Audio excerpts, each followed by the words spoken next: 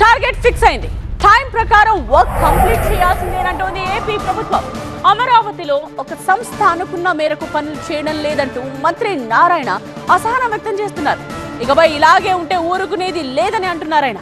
ప్రస్తుతం పనులు ఏ దశలో ఉన్నాయి, ఎందుకు ఆలస్యం అయ్యాయనే దానిపైన క్లారిటీ ఇచ్చారు.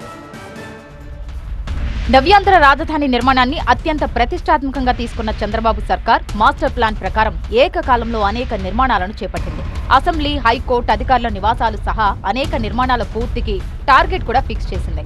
అయితే ఆశించిన మేరకు పనులు జరగడం లేదంటూ షాపూర్ జీ పల్లోంచి కన్స్ట్రక్షన్ సంస్థ ప్రతినిధులపై మంత్రి నారాయణ అసహనం వ్యక్తం చేశారు. పనుల ఆలస్యంపై సీఎం ఆఫీసులో సంజాయిషీ ఇవ్వాలంటూ మంత్రి నారాయణ ఆదేశించారు. ఒక టార్గెట్ పెడితే ఆ టార్గెట్ చేయాలా, ఆ టార్గెట్ చేయనప్పుడు కొద్దిగా గట్టిగా మాట్లాడతాం. ఫర్ ఎగ్జాంపుల్ డోర్స్ చెప్తాను, ఫ్రంట్ డోర్స్ అన్నిటికీ యాడ్ ఇచ్చుకుని తెచ్చేసారు, జరుగుతూ ఉంది. ఇంటర్నల్ డోర్స్ ఇంకా రాలేదన్నట్టుగా యాక్చువల్గా.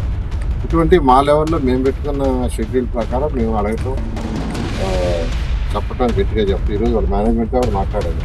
నేలపాడు దగ్గర నిర్మితమవుతున్న gazetted officers quarters, NGO towers సముదాయాలను మంత్రి నారాయణ పరిశీలించారు. పెట్టుకున్న టార్గెట్ ప్రకారం నిర్మాణాలను పూర్తి చేస్తామని ధీమా వ్యక్తం చేశారు ఆయన. సిఆర్డీ అయితే ఇమీడియట్గా పర్మిషన్ ఇస్తుంది, బట్ వాళ్ళ ఫైనాన్షియల్ పర్మిషన్స్ వాళ్ళ కంపెనీలు తీసుకోవాలి, దానికోసం తీసుకుంటున్నారు.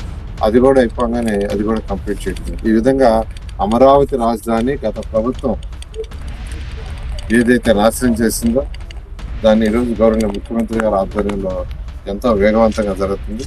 ఇవన్నీ కూడా 3 సంవత్సరాలు కంప్లీట్ చేయడం. గత ప్రభుత్వంలో పనులు నిలిచిపోవడంతో అనేక ఇబ్బందులు ఎదురయ్యాయి. టెక్నికల్ అంశాలు, వర్షాల కారణంగా ఇంకొంత ఆలస్యమైందని ప్రభుత్వం చెబుతోంది.